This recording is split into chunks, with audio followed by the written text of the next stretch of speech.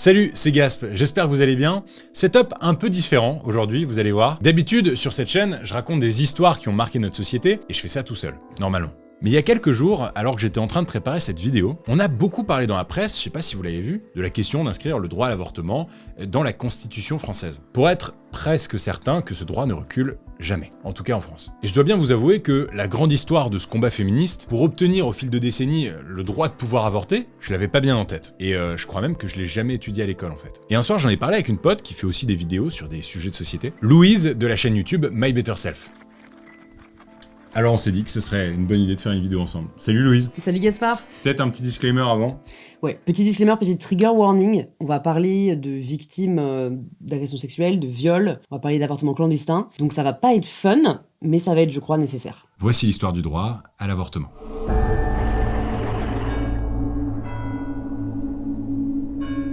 L'histoire du droit à l'avortement commence...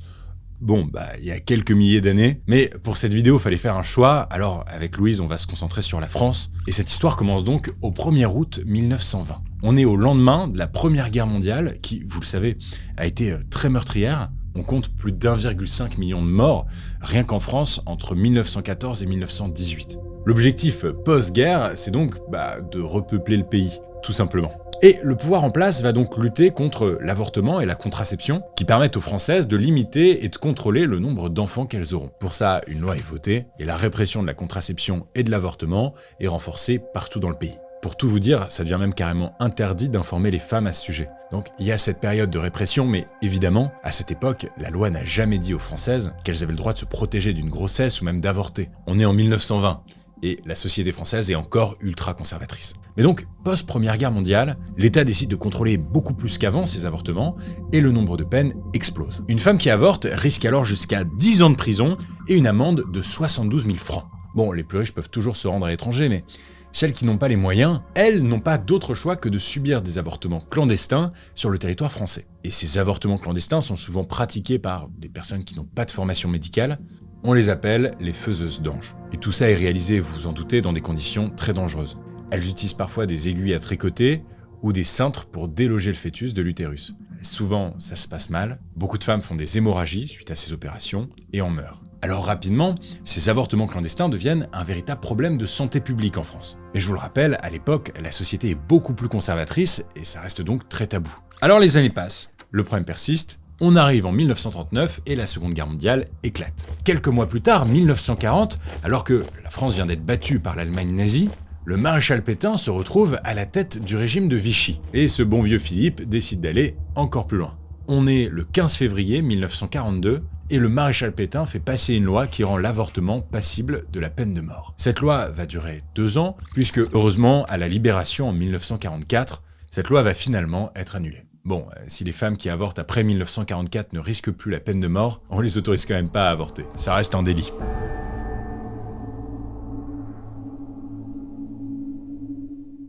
On fait un bond dans le temps. On est maintenant en 1967 et il y en a un qui va faire bouger les choses, le député gaulliste Lucien Neuwirth. Gaulliste qui fait référence donc à l'idéologie du général de Gaulle. C'est un mouvement plutôt conservateur. Concrètement, ce député veut changer la loi de 1920 dont Gasp parlait juste avant, en légalisant l'accès à la contraception. Alors certains sont contre, forcément. Le pape notamment, il est pas hyper chaud. Mais bon, la loi est adoptée et elle vaut à ce député le surnom de Lulu la pilule. On a placé les femmes, les couples devant l'alternative accouchement-avortement sans leur expliquer, sans leur indiquer qu'il y avait autre chose. On n'a fait aucune éducation sexuelle.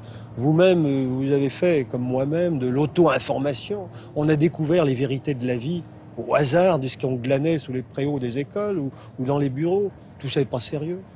C'est un vrai ce petit Lulu, C'est quand même marrant que ce soit un homme qui ait permis aux femmes de disposer de leur corps. Mais bon, faut dire qu'à l'époque, on n'acceptait pas vraiment que les femmes fassent de la politique. Pour vous donner une idée, en 1967, il n'y avait que 11 femmes sur 487 députés à l'Assemblée nationale. Bref, l'ambition c'est que si les femmes prennent la pilule, elles tomberont moins enceintes par accident, et donc elles avorteront moins. Mais le truc avec la contraception, c'est qu'elle est pas infaillible. Et en cas de grossesse non désirée, beaucoup de femmes continuent à se faire avorter dans des conditions dangereuses qui leur coûtent parfois la vie. Mais finalement, cette loi sur la contraception, c'est quand même une vraie avancée. En fait, à la fin des années 60, les mouvements féministes voient la légalisation de la contraception comme une bonne occasion d'aller plus loin, notamment en revendiquant le droit à l'avortement. Cette nouvelle vague du féminisme souhaite que les femmes puissent disposer de leur corps comme elles l'entendent, et donc avorter si elles le souhaitent. Un des mouvements majeurs qui ressort de cette vague, c'est le MLF. Je ne sais pas si vous connaissez le MLF, le mouvement de libération des femmes, qui naît peu après les événements de mai 68. Et mai 68, pour vous situer, c'est un grand mouvement social et politique d'étudiants et d'ouvriers qui font grève contre le pouvoir en place. Et puisque c'est ce qui nous intéresse aujourd'hui, contre le patriarcat, c'est-à-dire la domination des hommes sur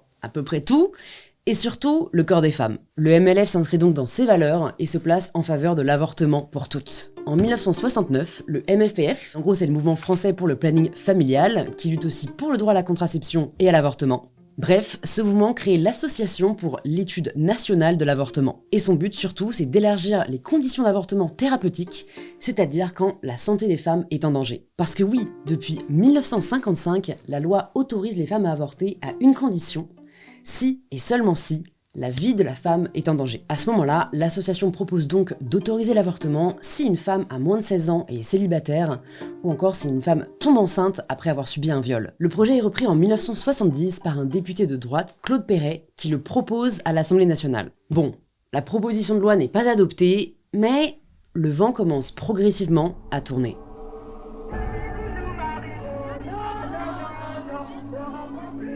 Alors oui, Louise a raison, le vent commence à tourner, mais on va pas abuser non plus, hein. Dans les années 70, l'avortement, ça reste encore assez tabou. Et ce, même si ça concerne des centaines de milliers de femmes. En préparant cette vidéo, j'ai appris que, à cette époque encore, en France, près d'une femme par jour meurt à la suite d'un avortement clandestin. En fait, il faudra attendre la date du 5 avril 1971 pour qu'une publication vienne foutre un pavé dans la mare. Ce jour-là, les Français découvrent en kiosque la dernière une du Nouvel Observateur, un magazine plutôt à gauche. Le magazine titre « La liste des 343 Françaises qui ont le courage de signer le manifeste « Je me suis fait avorter ».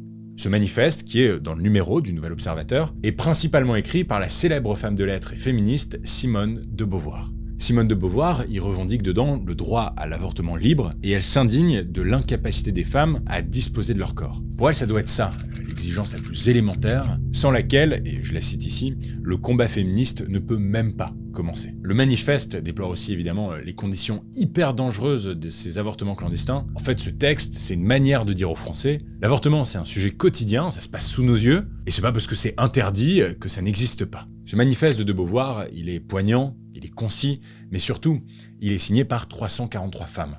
Beaucoup d'entre elles sont des stars de ciné, des écrivaines reconnues, et toutes avouent avoir eu recours au moins une fois à des avortements. Parmi elles, on retrouve par exemple l'actrice Catherine Deneuve, les autrices Marguerite Duras et Françoise Sagan, ou encore l'avocate Gisèle Halimi. Mais parmi ces 343 femmes, on retrouve aussi des inconnus. Des inconnus qui ont le courage de signer ce manifeste, et ce, malgré l'absence de protection que la notoriété pourrait apporter aux autres. Je vous remets dans le contexte, l'avortement à l'époque, c'est toujours un délit. Signer ce manifeste et dire « moi aussi », c'est potentiellement risquer de passer devant un tribunal, payer une grosse amende et peut-être même aller en prison.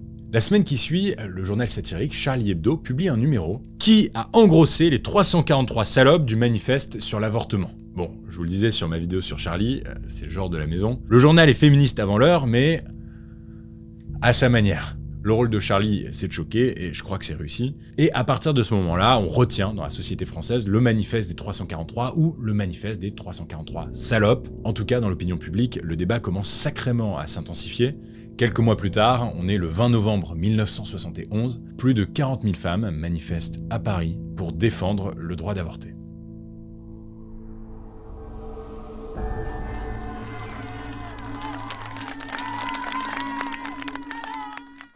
Au sein de ces mouvements populaires de plus en plus intenses, il y a une figure qui se démarque, celle de Gisèle Halimi. Elle a signé le manifeste des 343 et surtout, c'est une grande avocate. En fait, quand elle avait 18 ans, elle a subi un avortement clandestin particulièrement traumatisant. Solitude, pauvreté, culpabilisation, crainte de la justice car je commettais un délit, tout ça, avortement dans les pires conditions. Et c'est comme ça qu'elle a commencé à militer pour le droit à l'avortement. En juillet 1971, à 44 ans, quelques mois après la publication du manifeste des 343, elle fonde avec Simone de Beauvoir l'association Choisir la cause des femmes, avec un objectif très précis.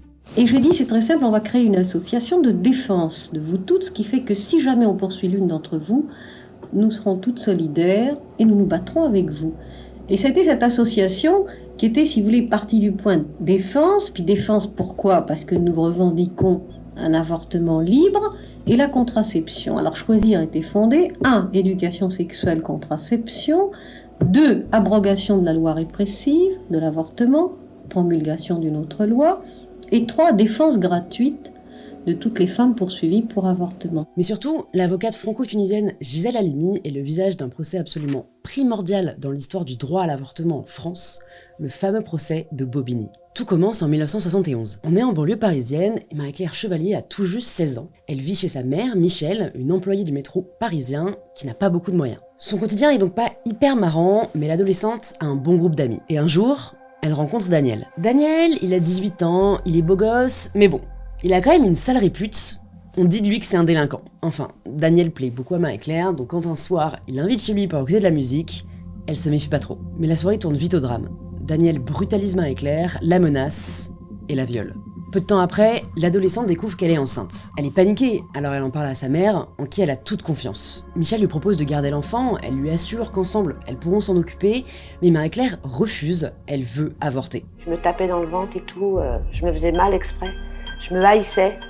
Je haïssais ce que j'avais en moi. Je me serais tuée. Sa mère prend alors rendez-vous chez un gynécologue, sauf qu'elle n'a pas les 4500 francs qu'il demande. Ça revient à 3 mois de salaire pour Michel. Le temps presse, alors elle demande de l'aide à 2 collègues de la RATP, Lucette Dubouchet et René Sausset, qui lui dénichent le contact de Micheline Bambuc, qui pratique des avortements illégaux pour seulement 1200 francs. Michel y emmène donc sa fille, mais ça se passe très mal. Marie-Claire fait une hémorragie et doit donc se rendre à l'hôpital. Elle est finalement sauvée in extremis. Marie-Claire est soulagée, elle pense qu'elle est sortie d'affaire. Mais c'est sans compter sur Daniel, ce cher Daniel, son violeur, qui la dénonce à la police. Le mec est un connard jusqu'au bout. La police arrête donc Marie-Claire et Michel, qui avouent directement. Je vous le rappelle, on est en 1971, l'avortement est un délit en France, c'est donc inévitable, il va y avoir un procès. La pauvre Marie-Claire, sa mère, ses collègues et la faiseuse d'ange vont être jugés au tribunal de Bobigny, en Seine-Saint-Denis. Bobigny, qui va donc donner le nom à ce procès désormais historique.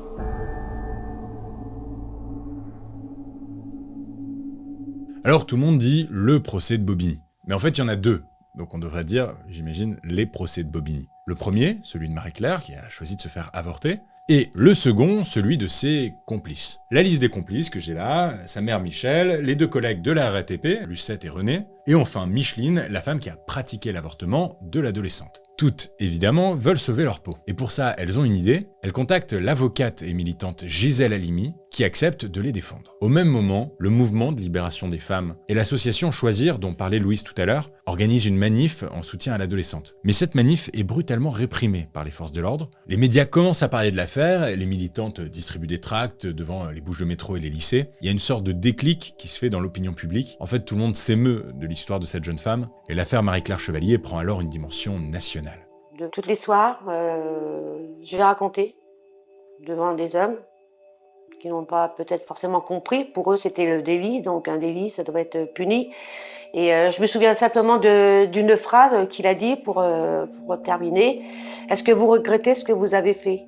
Et là, je suis bien droite. J'ai dit non, je regrette pas. Si c'était à refaire, je recommencerai. Et là, après, il y a eu les applaudissements, tout ça. Gisèle était très fière de moi. On est le 11 octobre 1972, le verdict est rendu. Grâce au travail de Gisèle Halimi, Marie-Claire est finalement relaxée et la justice abandonne les poursuites. C'est déjà une première étape, parce que Marie-Claire a été relaxée alors qu'elle reconnaissait avoir commis les faits, qu'elle indiquait qu'elle l'avait choisi librement de le faire et qu'elle en avait parlé à sa mère ensuite. Et en troisième lieu, elle a dit à la fin de l'audience qu'elle ne le regrettait pas. Par conséquent, il y avait bien un délit, il avait été commis et reconnu, il y avait bien une culpabilité puisqu'il y a un délit, mais il semble que les juges, en indiquant que Marie-Claire n'avait pas délibérément et librement choisi cela, qu'ils aient attribué la culpabilité ailleurs et par conséquent à la société et à la loi. Mais ça n'est qu'une étape. Quelques semaines plus tard, on est en novembre, et c'est l'heure du 2e procès de Bobigny, celui des complices. Pour Gisèle Halimi, il faut faire de ce procès un procès politique, qui va au-delà du sort de ces 4 femmes. Ce procès doit être celui de la cause de toutes les femmes. Alors, l'avocate prépare le procès pendant 3 semaines avec son asso. Ce procès, c'est l'occasion de revendiquer la liberté des femmes à disposer d'elles-mêmes. Et puis, l'avocate veut aussi pointer du doigt l'injustice de cette loi contre l'avortement. L'injustice sociale, puisque je vous le disais, les femmes qui en ont les moyens peuvent aller avorter à l'étranger, sans avoir peur de se faire arrêter par la justice, mais les femmes les plus pauvres, comme Marie-Claire, sont bien plus susceptibles de se faire arrêter. Le plan de bataille de Gisèle Halimi est tout préparé. Les aspects scientifiques, juridiques, sociaux et politiques de l'avortement sont soutenus par des témoignages de spécialistes. C'est le cas par exemple du médecin Paul Miliez. Le mec se revendique fervent catholique, il se dit même hostile en fait à titre perso à l'avortement, et pourtant, il le dit haut et fort lors du procès, si la jeune Marie-Claire lui avait demandé de l'aide, il l'aurait fait. J'ai été l'objet de haine de la part de l'ensemble du corps médical, parce que c'était interdit. On n'avait pas le droit de parler de ces choses-là. Et on n'avait pas le droit de défendre une fille qui souffrait. Et j'ai vu mourir trop de filles, après un avortement sceptique, pour ne pas me lancer au moment de Bobigny, pour empêcher que ça continue. Dans ce procès, il y a tout. Il y a des personnalités politiques, des signataires du manifeste des 343, mais aussi des Français ordinaires qui témoignent de leur quotidien et de la réalité. Toutes celles et ceux qui préparent le procès le sentent, quelque chose de très important est sur le point d'arriver. Les 4 accusés surtout. Elles savent que ce qui est en train de se jouer là les dépasse complètement. Elles sont prêtes à tout, jusqu'à parler de sexualité, devant une assemblée pourtant presque exclusivement composée d'hommes. Le 22 novembre 1972, le verdict finit par tomber. Micheline Bambuck, qui a pratiqué l'avortement, est condamnée à 1 an de prison. Michel Chevalier, la mère de Marie-Claire, est condamnée à payer une amende de 500 francs, en gros à peu près 76 €.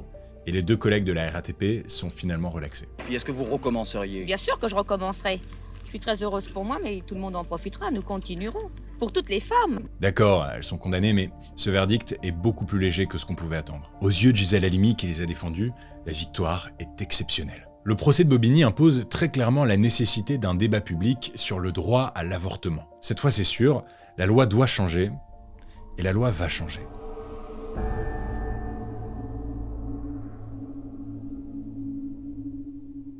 Après le procès de Bobigny, les choses s'accélèrent. Le 5 février 1973, c'est encore la une du Nouvel Observateur, en collaboration cette fois-ci avec le journal Le Monde, qui fait beaucoup parler. Après le manifeste des 343, on y retrouve le manifeste des 331. Cette fois, le manifeste ne concerne pas les personnes qui ont subi un avortement, mais celles et ceux qui l'ont pratiqué. 331 médecins reconnaissent avoir réalisé ou aidé à réaliser illégalement des avortements. Encore une fois, ils risquent de se retrouver devant les tribunaux, et ils mettent aussi en péril leur carrière. Car dans les années 70, l'ordre des médecins est encore opposé à la légalisation de l'avortement.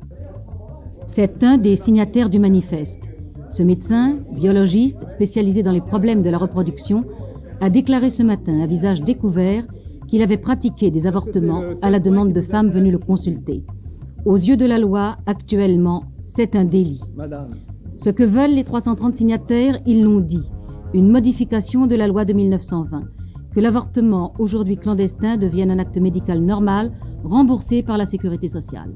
Les médecins, les politiques, les femmes, tout le monde appelle au changement. Mais puisque ça n'arrive pas, le planning familial et le MLF créent le MLAC. Encore un nouvel acronyme. Et tout simplement, le MLAC, ça signifie le Mouvement pour la liberté de l'avortement et de la contraception. Dès sa création, le slogan du MLAC résonne dans toute la France. On ne mendie pas un juste droit, on se bat pour lui. Les femmes du mouvement ne demandent pas le droit à l'avortement et à la contraception gratuite, elles l'exigent. Bon, il faut savoir que même si le MLAC est une association autorisée par le gouvernement, elle aide quand même des femmes à avorter illégalement. Bon, vous vous en doutez, tous ces mouvements féministes se heurtent à pas mal d'opposition.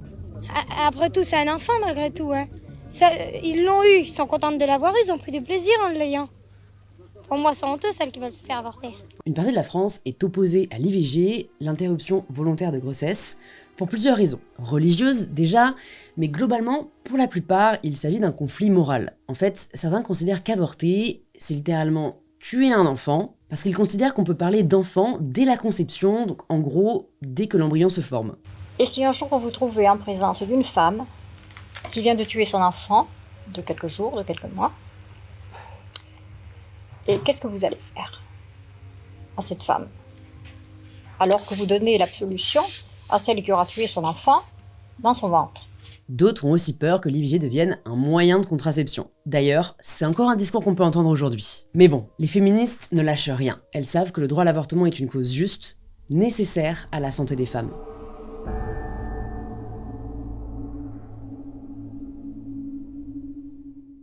On est le 27 mai 1974. Et la France a un nouveau président, un homme moderne, Valéry Giscard d'Estaing. Ah, Giscard. Son premier ministre s'appelle Jacques Chirac. Bon, vous commencez à connaître Chirac si vous regardez mes vidéos depuis un moment. Il est partout dans la 5e et ce nouveau gouvernement est à droite. Et le Premier ministre nomme une certaine Simone Veil ministre de la Santé. Simone Veil est magistrate, c'est une femme politique de droite, elle a une vie extraordinaire et je lui ai consacré d'ailleurs toute une vidéo sur cette chaîne. Une vidéo qui est carrément sous-cotée d'ailleurs, si vous voulez la voir, elle est là. En tant que ministre de la Santé, Simone Veil réussit enfin à faire voter le remboursement de la pilule contraceptive. Et puis, le président Giscard d'Estaing, qui est un homme de centre-droite, comprend qu'il faut aussi s'emparer du sujet de l'avortement. Bien que son premier ministre, Jacques Chirac, soit pas au départ hyper convaincu de la nécessité de cette loi, bah c'est vrai quoi, après tout, et je le cite ici, les femmes se sont toujours débrouillées toutes seules. Mais bon, ça vient d'en haut, donc il va quand même soutenir Simone Veil, qui aura pour mission de dépénaliser l'avortement. La ministre prépare un projet de loi, mais clairement c'est compliqué. Les semaines qui vont précéder la présentation du projet de loi à l'Assemblée nationale vont être hyper dures. Simone Veil va être harcelée très violemment, subir aussi une vague intense d'antisémitisme. Pour ceux qui n'ont pas vu ma vidéo, Simone Veil est juive. Elle a été déportée au camp d'Auschwitz-Birkenau pendant la Seconde Guerre mondiale. Dans la rue, des inconnus lui font subir un enfer. Moi, je recevais des lettres de menaces tout le temps, dans la rue, des croix gammées dans l'entrée de mon immeuble, sur la voiture, enfin vraiment, il y avait un climat très très lourd et très haineux surtout. J'ai vraiment jamais ressenti autant de haine, une vraie haine, vous savez, une haine qui veut tuer. Mais Simone Veil ne lâche rien, elle va mener son projet jusqu'au bout. La ministre consulte des médecins, le planning familial, des personnalités comme Gisèle Halimi, mais aussi des mouvements anti-avortement. Le 26 novembre 1974, c'est le grand jour, la ministre présente son projet de loi devant l'Assemblée nationale. Et ce discours va marquer l'histoire. Je voudrais tout d'abord vous faire partager une conviction de femme. Je m'excuse de le faire devant cette assemblée presque exclusivement composée d'hommes. Aucune femme ne recourt de gaieté de cœur à l'avortement. Il suffit d'écouter les femmes. C'est toujours un drame.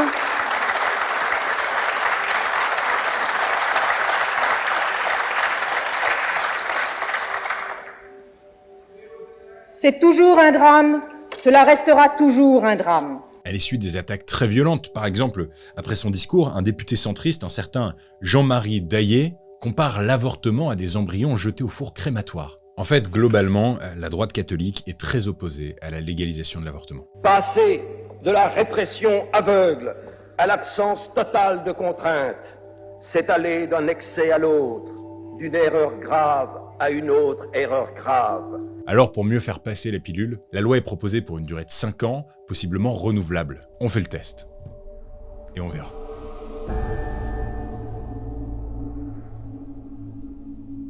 Après de très nombreux débats, oui je sais, c'est encore moi, la loi Veil est adoptée avec 284 voix pour, 189 voix contre à l'Assemblée nationale. Alors, si on veut être précis, le texte est adopté, mais c'est pas à proprement parler une légalisation de l'avortement. C'est une suspension de la pénalisation de l'IVG. En gros, le fait de pratiquer un avortement n'est plus poursuivi en justice. La loi est mise en application dès janvier 1975, et je vais vous détailler un peu ce qu'il y a dedans parce que c'est important je crois, et c'est un peu complexe. En fait, la loi Veil dit que l'IVG peut être décidée par la femme enceinte lorsqu'elle estime que sa grossesse la place dans une situation dite de détresse. La loi dit aussi que le délai pour avorter est fixé à 10 semaines, ça correspond donc à un peu plus de 2 mois de grossesse. La loi assure aussi une clause de conscience, qui est d'ailleurs encore d'actualité aujourd'hui. Concrètement, un médecin a le droit de refuser de pratiquer un avortement si cette opération n'est pas en accord avec ses opinions ou ses valeurs. Bon, on peut juger que c'est pas assez, mais c'est quand même une avancée énorme.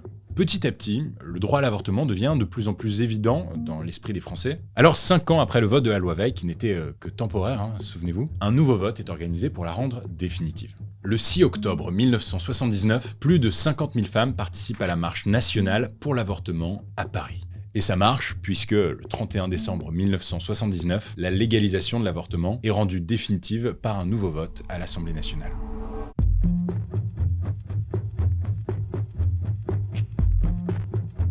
Bon, il reste quand même des choses à améliorer, notamment le fait que l'IVG, ça coûte cher. Alors, en 1982, la ministre déléguée aux droits de la femme, Yvette Roudy, veut convaincre les députés de voter une loi pour le remboursement de l'IVG par la Sécu. C'est pour elle la levée d'une certaine forme de réprobation sociale qui pèse encore trop souvent sur un acte que les êtres humains adultes que les femmes sont devenus, n'en déplaise à certains, un acte qu'elles n'accomplissent jamais. De gaieté de cœur, faut-il encore le rappeler. Les débats sont encore très houleux, le sujet de l'avortement provoque toujours des réactions assez fortes, Mais la loi est quand même votée. L'IVG sera donc remboursée entre 70 et 80% pour les femmes majeures et à 100% pour les femmes mineures, ce qui la rend beaucoup plus accessible. Et il faudra attendre 2013 pour que l'avortement soit finalement remboursé à 100% pour toutes. C'est d'ailleurs une promesse de campagne de François Hollande. Je souhaite donc que tous les établissements hospitaliers de notre pays puissent être dotés d'un centre IVG et que l'IVG soit remboursé intégralement à 100% pour toutes les femmes et pas seulement pour les mineurs. Le droit à l'avortement devient vraiment accessible à toutes. Mais bon, évidemment, il y a encore des gens qui sont contre, et surtout qui tentent de dissuader des femmes d'avorter. Alors, en 1993, une nouvelle loi passe. Cette loi, c'est la loi Neuwirth, qui rend illégal le fait d'essayer de dissuader une personne d'avoir recours à l'IVG. Bon, et je vais pas entrer dans tous les détails des évolutions de la loi concernant l'IVG, mais ce qu'il faut retenir, c'est qu'aussi, progressivement, le délai pour y avoir recours a augmenté. On est d'abord passé de 10 à 12 semaines de grossesse en 2001, et là, plus récemment, en 2022, c'est passé à 14 semaines, soit un peu plus de 3 mois de grossesse. En fait, ça donne le temps aux femmes qui se rendent compte tardivement qu'elles sont enceintes de pouvoir mettre en place les mesures nécessaires pour avorter. Oui, parce qu'il faut quand même savoir que chaque année, ce sont plus de 2000 Françaises qui sont contraintes d'avorter à l'étranger parce qu'elles ont dépassé le délai légal en France. Pour vous donner une idée, près de 400 Françaises se rendent chaque année aux Pays-Bas pour avorter parce que là-bas, l'avortement est légal jusqu'à 22 semaines de grossesse, soit 5 mois et demi.